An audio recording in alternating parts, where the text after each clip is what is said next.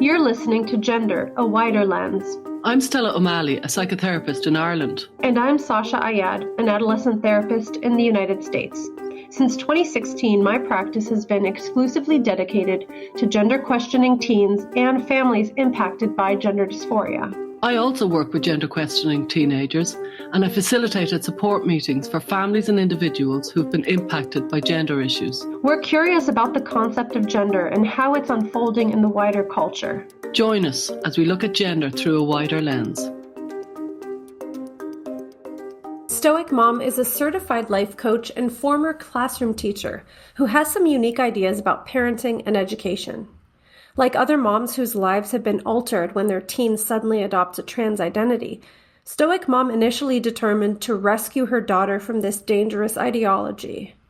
She quickly realized that what she was up against was huge, and she sunk into a desperate fear and rage. She had done all the things to try to get her daughter to desist. She even moved her family to a small town in a red state, but this backfired, as gender identity theory was everywhere. Repeated failures at getting her daughter to desist left her feeling impotent and hopeless. Eventually, StoicMom had to accept that her approach was also taking a toll on her health and other relationships.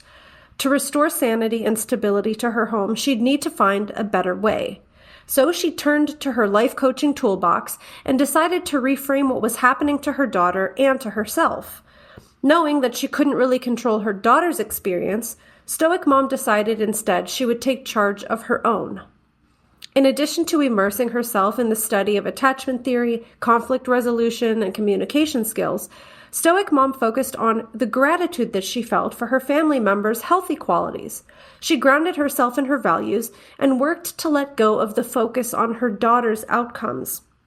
Earlier this year, in 2022, StoicMom launched a Substack where she wrote about her approach and hoped other parents would find a bit of solace from the outrage culture. StoicMom also relaunched her coaching practice and now works one-on-one with parents who are interested in changing their inner world as a way to heal and grow through this destabilizing experience.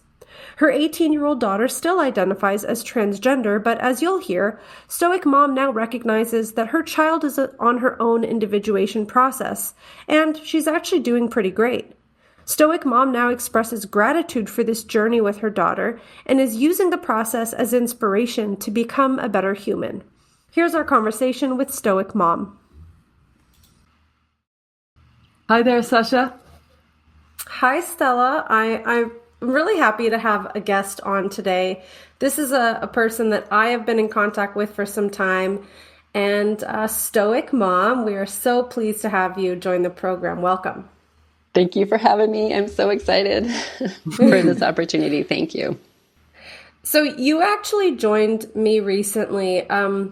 Stella and I have all these projects we do outside the podcast, and we often forget to talk about them. But I have a membership site where I do a lot of parent coaching and monthly Q&As. And you joined me for one of the Q&As, which was really nice. I know, Stella, you have a Substack, where you write and do videos as well. I've kind of a different style, I suppose, to make sure that we're not replicating. So I just kind of give a presentation on a monthly basis, and I put in a lot of writing into the Substack because I think people get different things from different styles.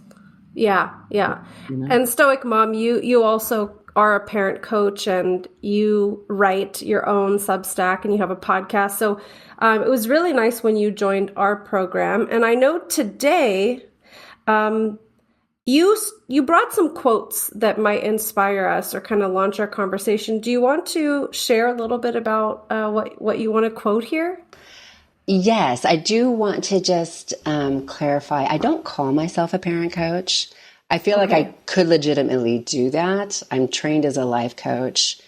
But I want to be very careful about the type of coaching I do and what people, the impression people get about that, because I'm not, it's more about how you can change your inner world, right? Rather than, how you might parent your children. While I might make suggestions, I'm really trying to help parents tap into their own inner expertise and feel confident in that. So that's why I don't call myself a parent coach.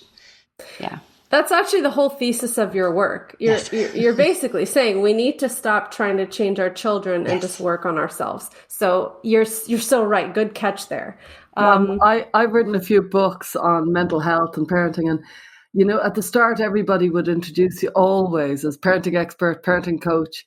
And I go each time like, no, that's not where I'm coming from. My job is to make sure that parents kind of tap into their own instinct, figure out, parent according to their own values and stuff. But it's easy to kind of get worn down when you've been introduced enough times. For example, calling me a psychologist when I'm not a psychologist. Or a Jungian analyst, like I tried to make you before we started. It happens so often. At this stage, I don't defend the point enough. I'm re-inspired. I'm going to start. So you asked about quotes, Sasha, and I have a couple in mind. One that I have been saying often is, it is no measure of health to be well adapted to a sick society, right? Or well adjusted. I forget exactly what it is. I think it was said by Jiddu Krishnamurti, and I don't know if I'm saying that right.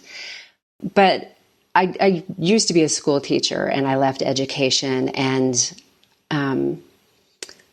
when I explain why, that's why to me, is I feel like we're working really hard to force people into a sick society. And we are starting to really see the effects of that.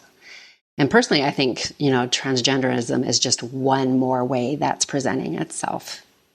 I think it's time for us to take another look at how we do childhood, or at least look at what we're doing and recognize it's not working.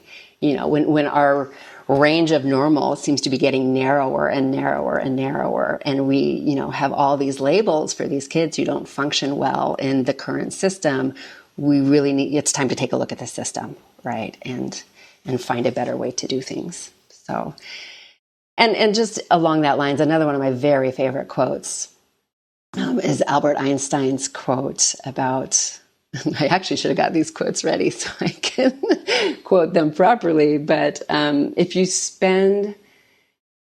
try to force a fish or teach a fish to climb a tree, it will spend its whole life believing it is stupid. Right. And so I had a conversation about this recently with a mom who helped her son function in school, right? Because he has autism and it was really challenging. And she put a lot of effort into that and is very proud of that and should be, right? She helped him to adapt so he could be in this world and be seen in this world and function in this world. And I admire that. And, where my mind went with that is, if the trees are diseased, like they are in this part of the world where I live, right, there's all this beetle kill and it is quickly killing all the trees. I don't want to, I want to know where these magical animals might lead us, right? I don't want to force them to climb these diseased trees. I want to, I want them to be adaptable, right? And we don't really know what the future holds. And to me, that needs to be the goal of childhood. We need to be raising our children in a way that equips them, where they enter adulthood with the confidence that they can figure it out, right? We got this, we'll figure it out. So, yeah.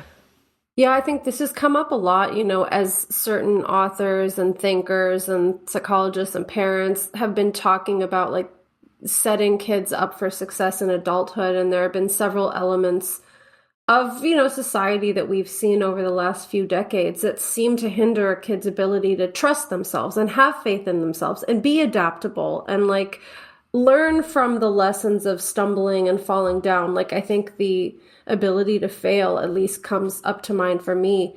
Do you have any particular kind of items that you're thinking about when you say that, about how we have set kids up in a sick society? What comes to your mind?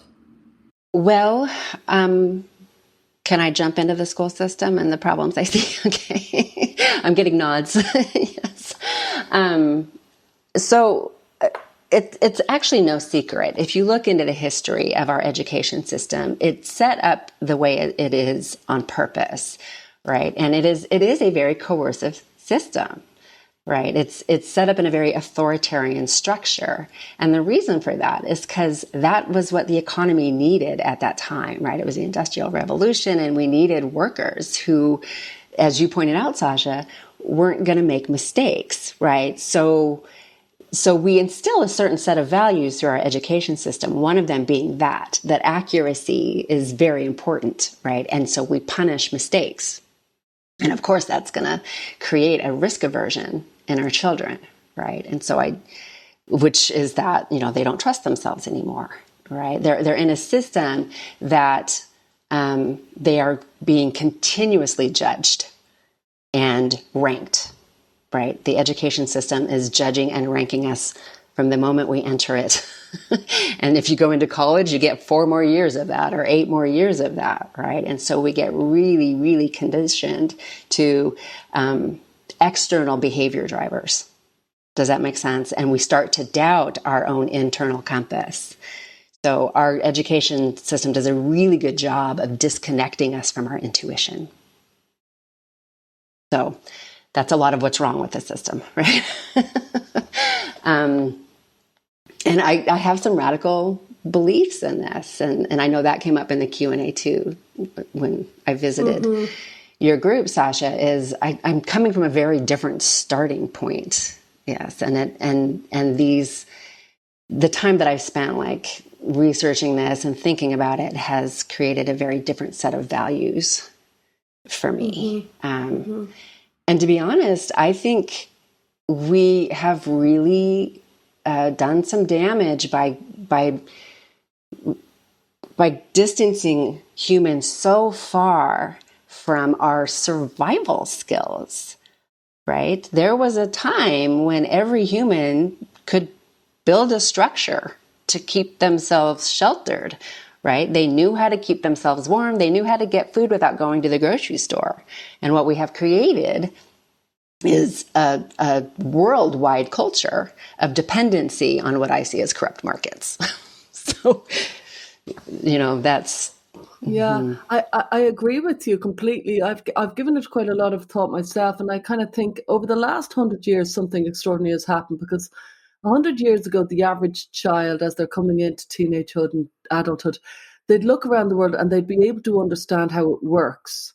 They could understand how the radio works, maybe. They could understand how various operations worked in their life.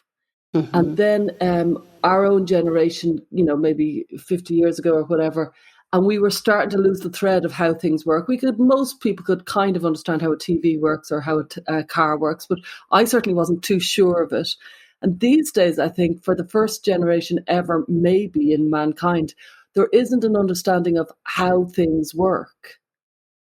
And I think that gives us a feeling of chaos and slightly kind of, who knows what's in charge? I get Wi-Fi, and if I press the button, I get it. And there isn't a kind of a chronological understanding that the average 15-year-old had on his looking around his life 100 years ago. And I think it's created a lot of uncertainty and kind of presumption that the larger powers, because you can't immediately understand life anymore. So that complexity, I think, is really impacting kids. Well, and I think that then it makes sense that we're creating this dependency, right? And it's hard to not see how that serves the markets, right? Yeah. If you have to go to an expert to have anything done, it seems like, right? Because nobody knows how to do anything. You specialize in your one thing, and that's your thing, right? And I can see some beauty in that, and I do think we all bring our own unique gift. But yes, we've made things so complex that it's inaccessible to people. And, how many kids can look at their dinner plate and have any idea how that food came to be on that plate? Totally. Right. I mean, yeah, that's interesting, because they feel like there's a generational divide. Like, I think what you're talking about, Stella, is even more true for those of us like in my generation or your generation or older generations. Like, our understanding of the new way that the world works is super, super vague. And young people, they get the coding. They understand how to build a network on the internet, but they have no idea how chicken got to the table. Right. So it's like there's this, the generations are changing in terms of like what each person understands and like who is dependent on whom for what type of information. That's very interesting to think about. Well, and so my daughter, right about the time that she and I came to know that she had this gender identity, right? Like I know we've talked a little bit about that story and how that came to be. And she didn't make a pronouncement, right? It wasn't like that. It wasn't a letter. But in that period of time, I remember her expressing lots of hopelessness, right? Because our kids are also getting this message that the planet is completely ravaged. There's no hope, right? When they try to imagine what it looks like to be successful in this world, it's not attractive, right? No. Most of them are looking at their own parents thinking they're not happy. Why would I want to do that? And so there doesn't seem to be an attractive path into adulthood.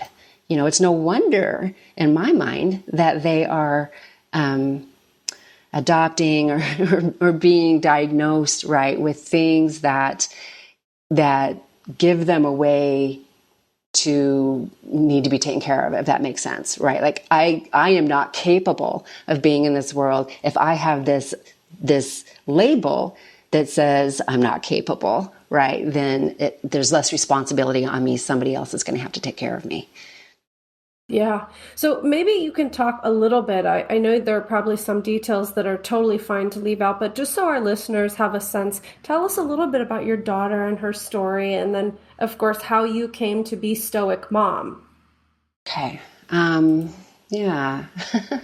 So I think like most children in the system these days, it was starting to get hard. And it was hard because, from my perspective, she just wasn't interested in what she was learning at school. She was very interested in the world.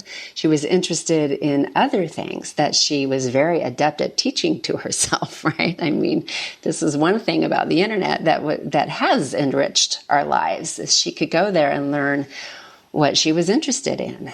And I can tell you, when she was really interested in something, she was very focused on it. And, I think that is a natural human tendency, right? Like if you find something that is energizing you, you can spend hours and hours at that thing, right?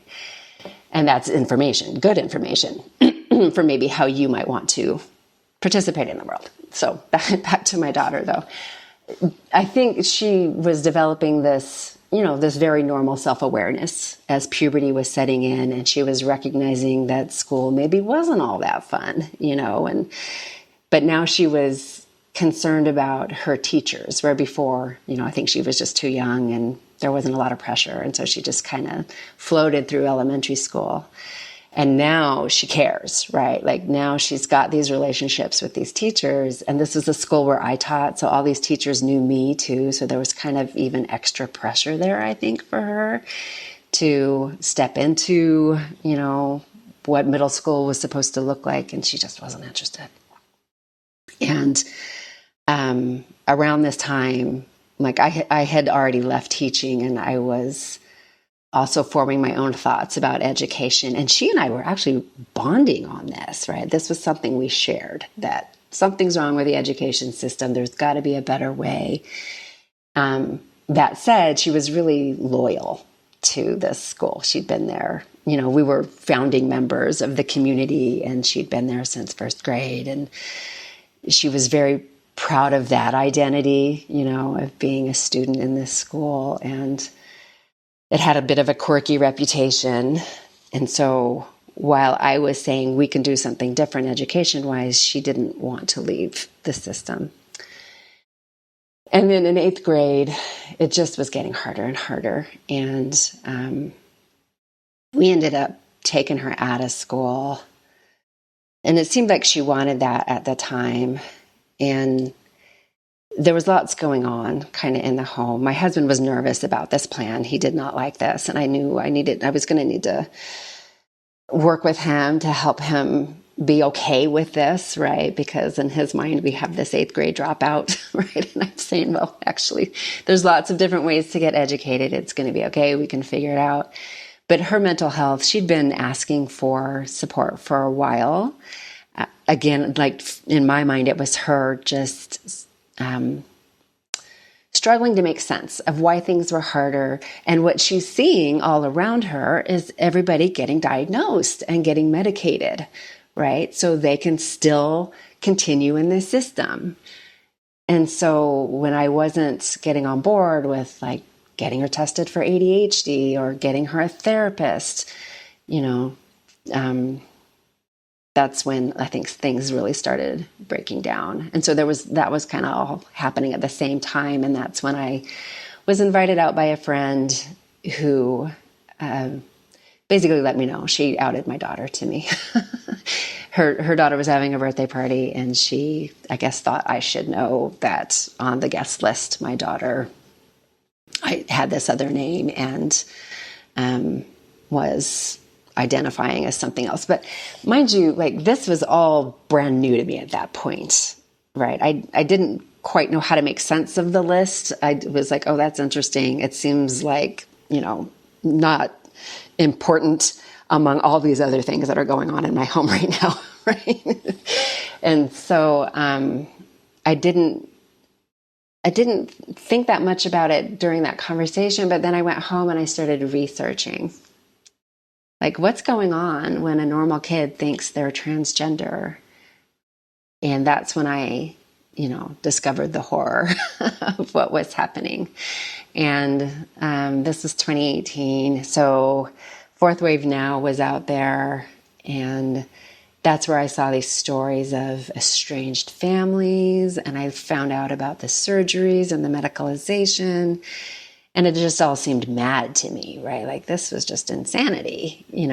I also gratefully discovered Lisa Marciano's parent guidance at that point. And it was like, oh my goodness, thank goodness there's somebody sane out there. Like, is this really happening? I can't, I couldn't make sense of that. So, and, as you know, Sasha, it was another year before my daughter and I were actually communicating openly at all about it. She never told us, right? She was just kind of grappling with this on her own and in her friend group and in her quirky school where you can imagine this was pretty prominent. Yeah. I've been talking a lot. Should I keep going?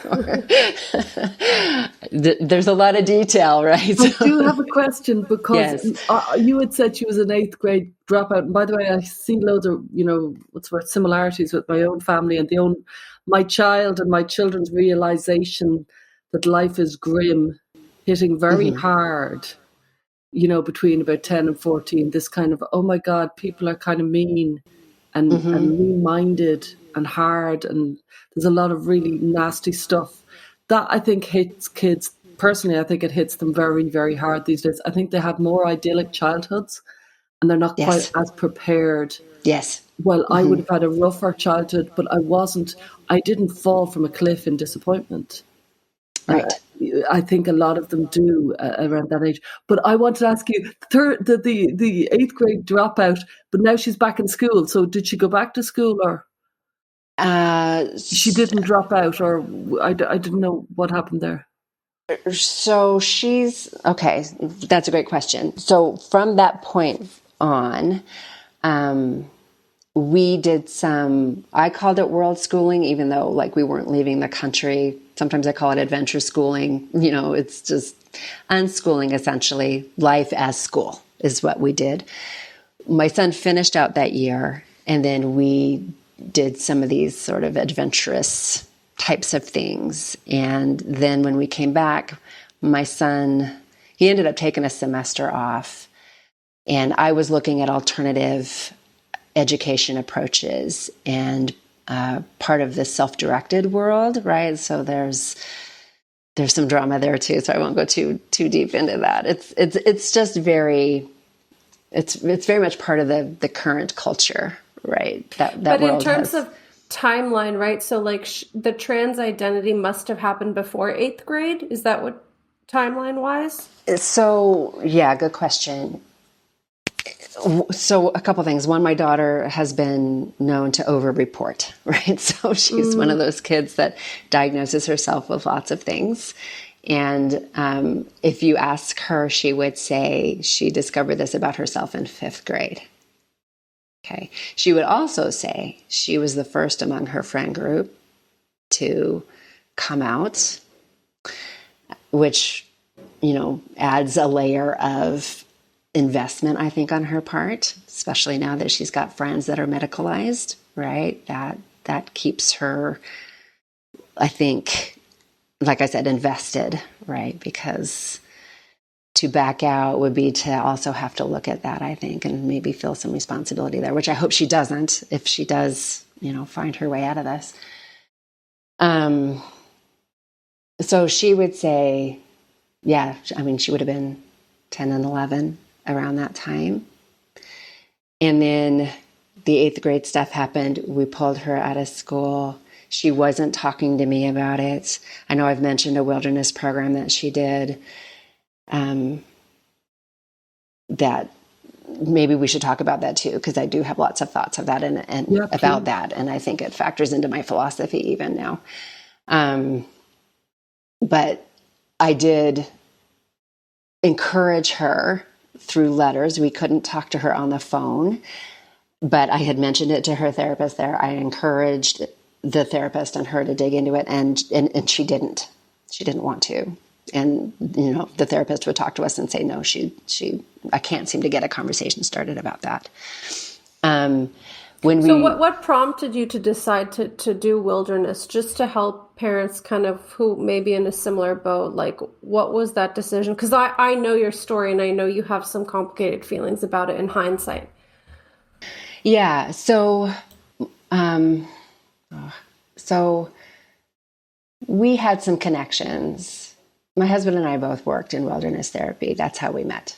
And so when she was asking for therapy, and there was one conversation where, it was just a rough afternoon. She wouldn't go into this store. The family was out running some errands, and she wouldn't go in. And it was just weird, right? It was like a weird day. She was kind of like breaking down, like, I can't go in and talk to the people in there, right? And that's what it was about, was she couldn't even talk to the clerks in the store. And so I was trying to like debrief this with her when we got home, and she kind of just fell apart. And I'm like, what's happening right now?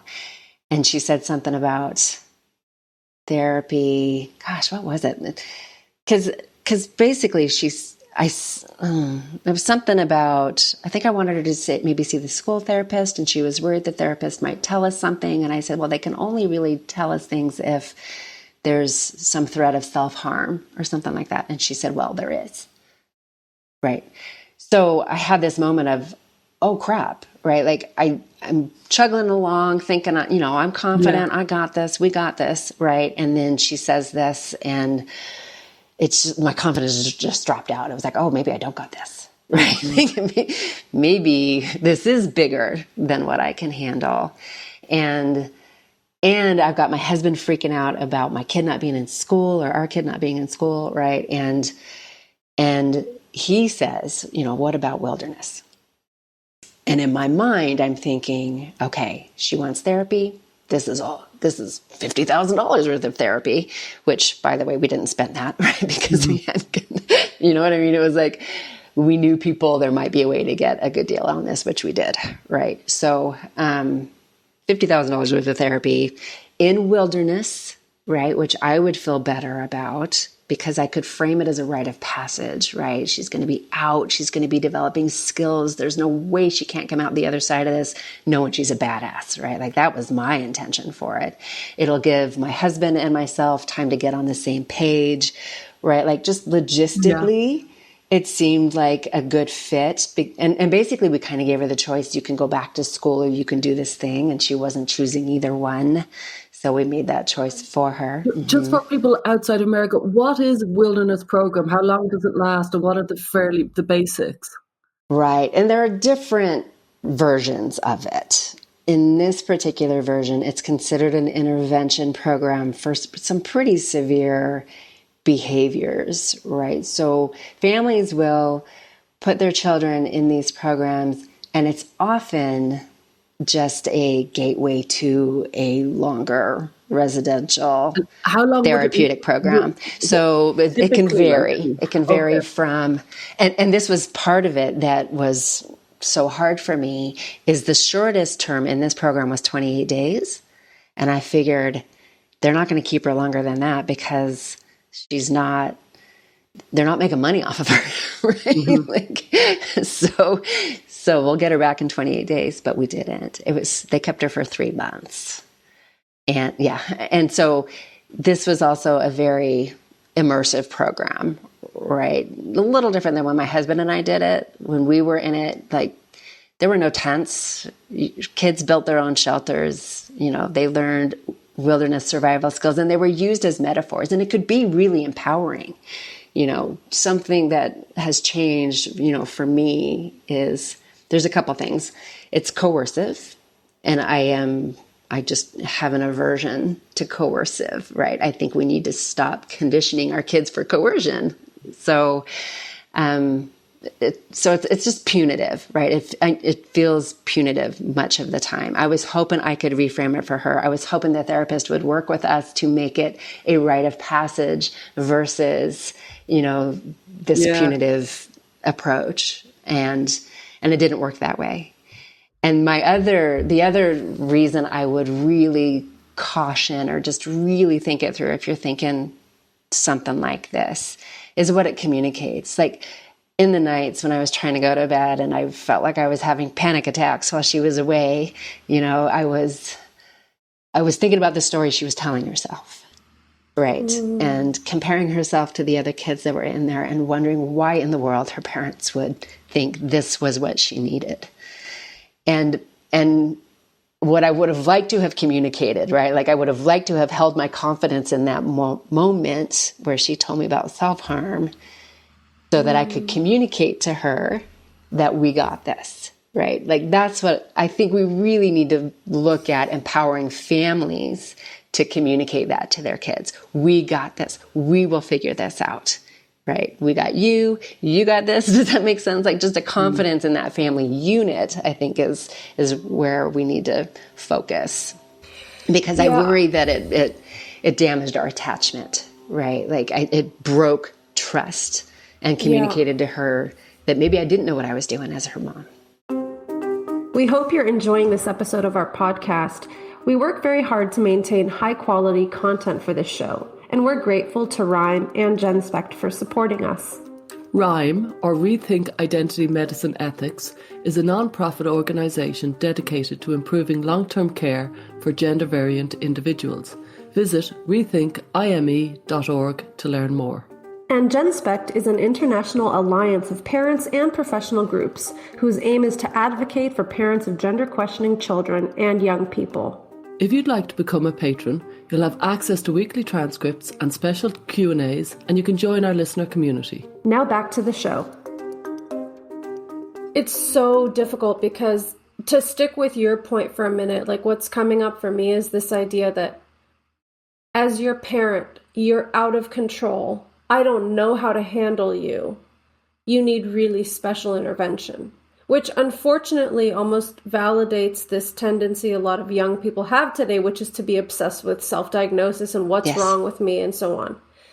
And I hear your story, and a lot of times when I'm consulting with families, I say, be careful about the attachment. If there's an attachment issue woven into this identity question, then you do have to be really, really mindful about what happens next. And on the other hand, I mean, I have seen, like, sometimes what's going on with the kid is so chaotic and so disruptive that sending them for a little bit of a break in some types of therapeutic boarding programs is actually very healing. It gives everybody a little bit of space. Maybe they work very, very well with the parents to keep them super involved, and helps the child, get out of their little bubble sometimes. So I know that there are lots of different experiences here, but I really hear what you're saying about the attachment piece. That's really big. And I can appreciate what you're saying. And I know there comes a point in some houses where it's dangerous for the child to stay there, right? Or where there does need to be a separation between parents and kids, and so parents can kind of pull it together and be able to handle the situation. Yes, for sure. I just would. One thing she said to me is, if it would have been outward bound or something, something different, something more leadership based, or and I agree with her. And if we could have, if we had had the resources to do something different, we would have. And I know that that's a factor too. You know, we have to look at what we can actually afford, or what are the resources there? And so I try to have self-compassion, but no, totally. And I guess I'm curious, because you asked for people who aren't in America, do you guys not, in Ireland, for example, do you guys have any programs like this where it's like an outdoor kind of nature-based, like learning outdoor skills? I mean, these are all very different programs. Like Outward Bound is a different program from, I think, what you're saying, Stoic Mom. But is there no version of that you know of? No, there is the odd forest school, and there's the odd, very few of them, outdoors kind of schools that, you are outdoors. I do think it's a very different culture, and so it's not such a jump. I think there would be a lot more connection to the land. An awful lot of my kids' friends would be farmers' kids, and it's closer to the land. It's not as disconnected, so I don't see the need as huge. And I think it's coming, but I'd say it's 10 years from now is my feeling. So she's gone for 3 months, and then what? So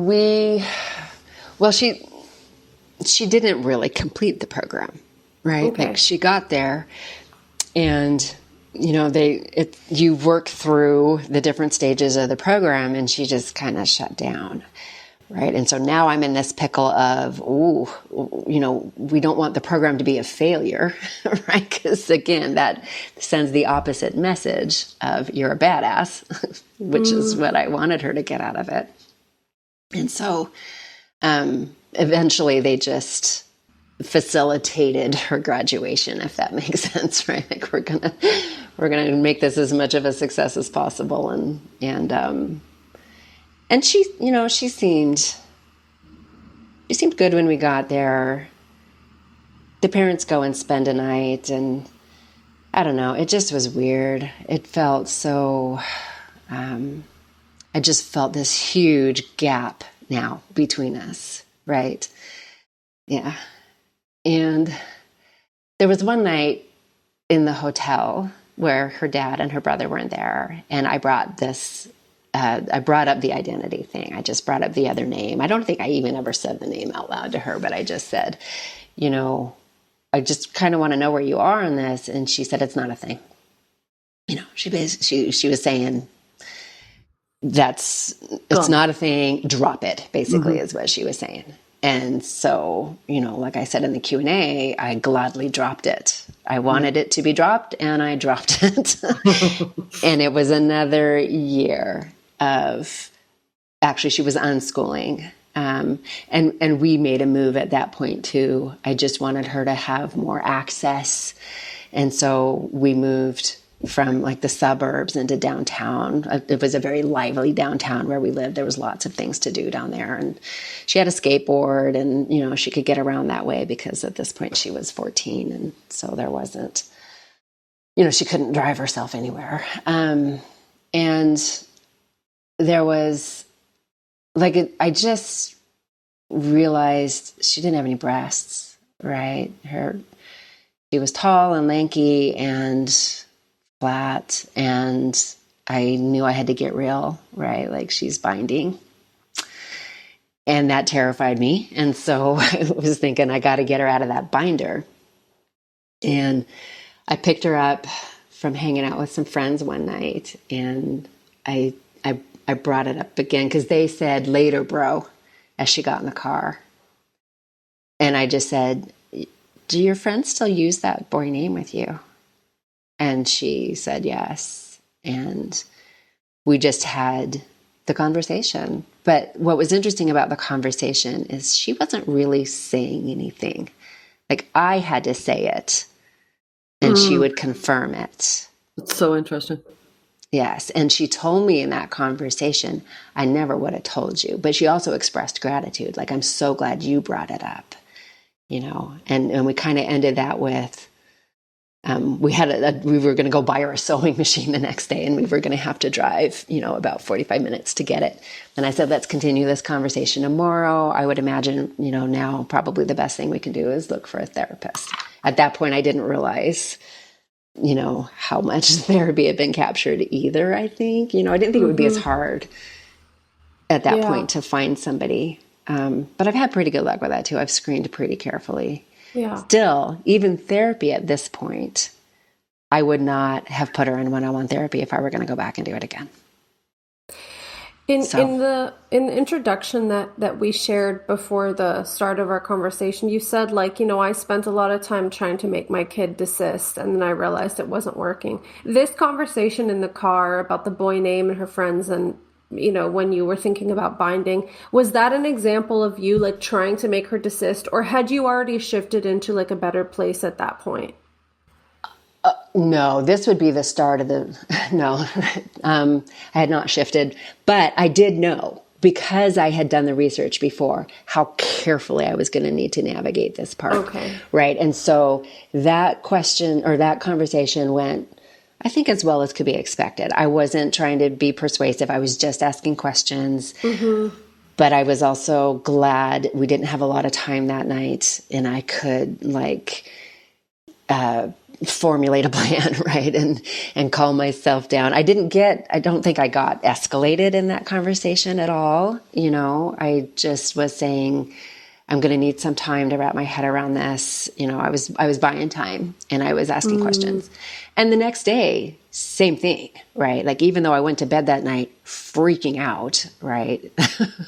The next day on that ride, we had a fabulous conversation, you know, and I was asking lots of questions. And at one point I brought up the binder. She seemed surprised that I would even know what that meant, you know, and she said a friend had bought it for her like a year and a half earlier.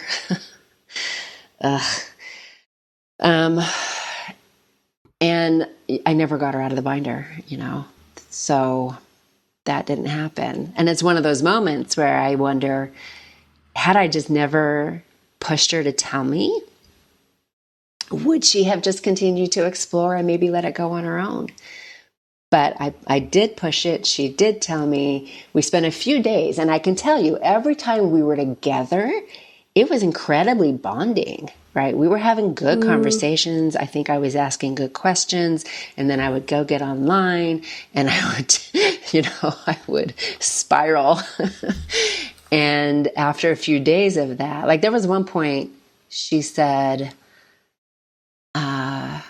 I think I expressed appreciation for her being open and willing to talk to me about it, right? And she was like, oh, well, thank you, you know. I'm just grateful you haven't kicked me out of the house. Which I'm just, that she would even think that astonished me, that was a possibility. But as we all know now, right, like, that's the narrative they're getting. And she gave me the quote of, like, 40% of, you know, trans-identified kids get kicked out of the house. And could I just come in on something there you said, because it kind of it sparked something in me, which is, I suppose I've worked an awful lot in addiction back in the day, a lot. And, you know, so many people who are addicts wondered, like, when they were 20, had I not done that and had I done that, would I have not gone so deep for the next 15 years? Or when I went to that place in Greece, I could have got off the train, but I didn't get off the train because this happened. And parents often think the very same around, let's say, anorexia. If I had not just pushed it that far, and I've never, ever come to any sort of conclusive realization around that. I've never heard somebody really argue that we know whether there is a two roads diverge in the wood, that we could have taken another.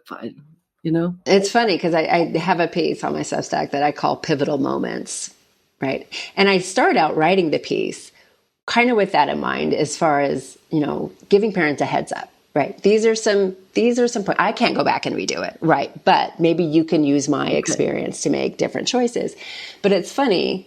So part of Stoicism, as I see it, is reframing, right? And if you follow Stoic Mom, like people who read my stuff probably see it in my work all the time. I will start off thinking I'm writing about one thing, and I end up reframing it in the piece and ending up in a very different place, which I do in that one. And I end up in a place of gratitude, right? Because I loved that year of adventures. And I did some blogging during that time, and I can look back at some of the insights I had that year and I'm so grateful for them. I'm so grateful for what I learned about my kids and myself and some of the special moments we had.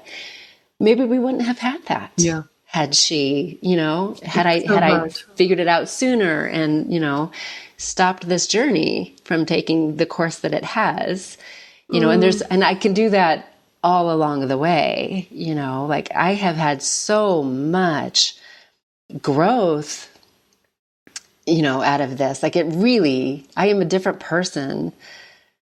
I don't like to say different person. I am and it might sound a little, high for me to say, like, I'm a more evolved person. I feel like I am a more evolved person now, yes, than I was at the beginning. I was a life coach when this started, right? I knew I had lots of tools in my toolbox, but I think I really needed to test those tools. So I'm a big fan of making meaning, right? Like when I make meaning out of this, my daughter was bringing me the opportunity to walk my talk. Yeah. Right. You touched on this a few moments ago. You said, I would go online and I'd do the research and I'd go down the rabbit hole, or you use some kind of phrase. And I'd like to ask your thoughts on this, maybe from a personal perspective, like how this has landed on you, but then also as you work with parents, what do you think of this fine balance parents sometimes are walking between, like, I become an activist for ROGD related stuff as a parent, versus I need to keep my own sanity and stay present with where my kid is at.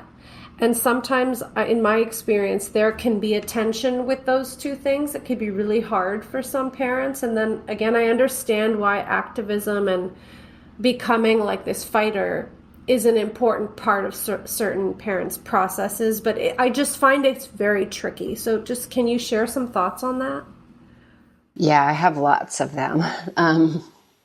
What comes to mind as you're talking about that is impotence, right? So that is something I cannot tolerate, right? If I find myself in a situation that I feel impotent to change, that is a dark, dark place for me, right? And so I will find a way to engage in it where I don't feel so helpless. And so that was a big part of, like after she and I started talking about it and kind of the state that I was in, right? Where sometimes I could maintain around her and sometimes I couldn't. And to describe how helpless it feels when you've got a kid that's caught up in this and knowing how little you can do about it. I do think it's important to find something that you feel you can be effective at, right? And so if like engaging with the school board or whatever is going to give you that sense of competence, right? Or, this is somewhere where I can make a difference. I think that's very valuable. I think it's really important to find something that you feel you can accomplish. That said, like I think it's important that I keep making sure people understand I'm not engaged in those systems in the same way. So Stella, you asked if my kid went back to school. She never did. She never went back to a traditional education environment. Yeah. And so she did go into an environment though that was quite woke still, right? Like her facilitators there were still very much on board with this whole narrative about inclusivity and, affirming. And they all, pretended she was a boy while she Is was this there. kind of, when you say there, what is there? Um, Do you mean some sort of world school homeschool thing, or Oh, right. building? Yes. So we ended up moving, Yeah. right? So I did all the things, right? Like Mm-hmm. I did the world schooling. I did the wilderness. I moved But my that's why family. your story is so important, because you did it all and you're kind of coming back with reports. Yeah, right. Well, and it all just seemed to backfire as far as like getting my child to desist, right? Like that goal did not get accomplished with all of those things, right? And so, yes, we ended up moving to another state, and she attended a learning center that was very different than a traditional school. Yeah, I lost my train of thought a little bit there. Where was I going with that? Where were we?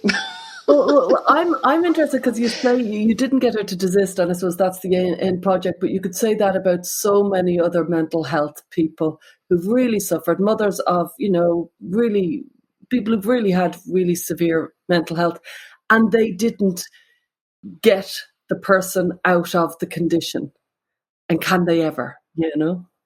Yeah. But I have observed over and over again, the long-term outcome may not be visible right now. You might have created a lot of stabilization. Or destabilization, which that was part of the world schooling for me. Like, Stella was saying earlier, to shake it up a little bit. I sometimes think kids need things to adapt to. I'm going for adaptability, right? Not necessarily stability. That's and what I such a good want point. to be stable in my daughter's life is her family, right? So, and I want her to see, look at us, we'll figure it out. Right? Look at all these different things we can do. We will always figure it out. Right? And I remember kind of how we went down this path. We were talking about feeling competent at something, right? Feeling like we can affect change because, learned helplessness is real. And this is what a lot of our kids are experiencing. And I think families are going through this in this situation, this sense of there is nothing I can do. Right? And so... And Sasha asked a very important question, which is the kind of the very uneasy issue of parents understandably and justifiably becoming very politicized when there's an actual emotional tragedy happening in their own home. And I get it, but it can feel like it's a coping mechanism, and it could be somewhere where we can retreat into and escape from the distress. And I get it, but it's an issue. Well, and it was another area where I just felt impotent. Right. So I knew I couldn't participate in that way. Right. And so this is what led me really to Stoic ideas, which a lot of them were already in my life coaching toolbox. Right. Like I didn't realize Stoicism was this practice. Right. We all have this idea of Stoic being, no emotions,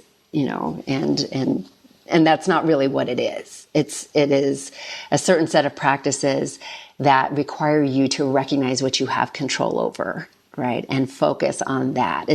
I like to think of it as changing my experience of the world by changing my inner world, right? Like this was something I had control over. It kind of hit me. The best thing I can do for my daughter is model womanhood in a way that might be attractive, right? Because I was also recognizing that, like, I'm a mess, right? Like, I am an angry, bitter, impotent mess, and that can't make, who's going to want to be that, right? I'm not making this look attractive at all. I need to get my shit together, right? Yeah. And that was really the inspiration for me to really dig into that inner work, and it was an opportunity again to I could understand all of this stuff intellectually, but was I really practicing? I thought I was, until my daughter brought this to me. And then I realized, oh, okay, this is what practice looks like. It's going to it's harder, right? It's effortful. It takes mindfulness. It takes consciousness. I thought I was a good communicator. Yeah, I articulate concepts well, right? I can abstract, intensely all day. but can I listen? Right? Can I ensure that my child feels seen and heard?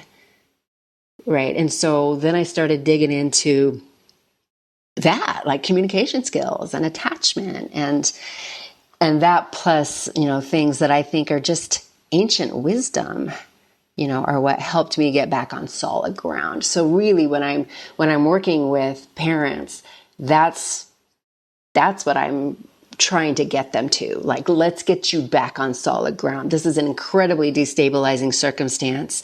And the work we need to do is to get you on solid ground so that you have faith in yourself, right? Yeah. In many ways, it kind of reminds me, I was involved in setting up the GDSN, the Gender Dysphoria Support Network, and it was mimicked on Al-Anon, which is really kind of where you're at insofar as AA, the person is in distress, but Al-Anon is the families who have to look to themselves. Mm-hmm. And they, by the way, obviously the Serenity Prayer is very centered. Mm-hmm. That's where it's all from.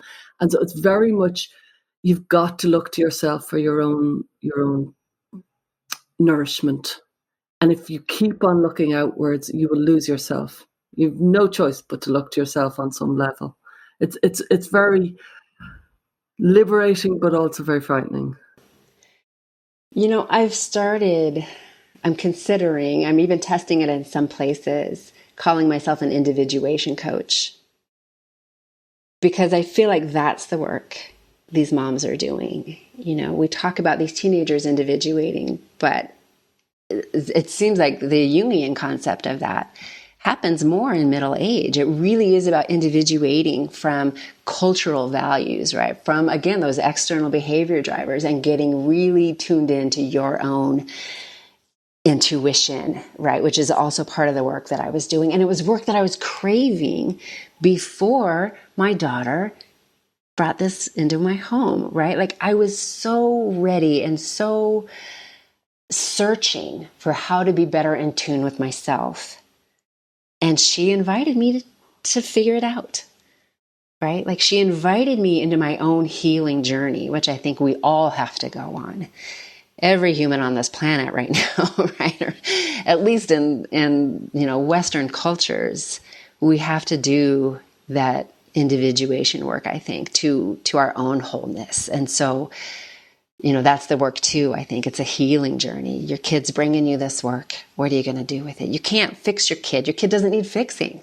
Honestly, your kid is just a normal human doing the best they can to adapt to a really unhealthy culture. They're just doing the best they can, right? So let's model how to heal, right? Let's model how to take on that inside job. And I think, that's where I felt like I could be competent, right? That's like, I can fix me. I can't fix her. I can fix me. I can model what it's like to move through something this hard, right? Life is going to be this hard sometimes. And what are you going to do? That's what Stoicism is about. It's taking charge of how you respond to things instead of the world happening to you, right? Instead of being a victim of circumstances, it's taking charge of how you respond. And you truly can change your experience. I'm having a very different experience right now. I'm still hanging out in this tragic space, but tragedy is not what's going on in my home. In fact, I would say my kids are doing well, right? Like that came up too in the Q&A. My daughter's still trans-identified. And I think she's doing great. Mm-hmm. And what I'm hoping I've equipped her with is, I have faith in you. You'll figure this out. And I'm here. And I'd love to support you to figure it out. But, that's something else in the way that I parent is I ask consent first. Do you want my support with this? And if she says no, I say, okay, you got it. I trust you. How old is your daughter again, just for the She's listeners? 18 now. She's 18, yeah. So she's at this age where, even developmentally, this is a very important message to get across. Like, I'm here to support you. I've shared some of my concerns, but I have to trust that you will figure this out. And that's very challenging. But I'm reminded of something that you said recently about how some parents believe that they are not deserving of joy or happiness if their kid is still stuck here, or if their kid is transitioning, or if their kid's identity is in crisis. Like, and you say, no, I don't believe that. I believe that you still deserve to have, I'll let you say it. Can you just elaborate on that point a bit? Yeah. Also, I want to bring it back to modeling again. We keep telling our trans ID'd kids not to place all their happiness on how others perceive them, right? Because that's not in their control. And so when you've got an adult child, they're not in your control. Are you going to rest all your happiness on that other person's experience? And what do they need you to model for them?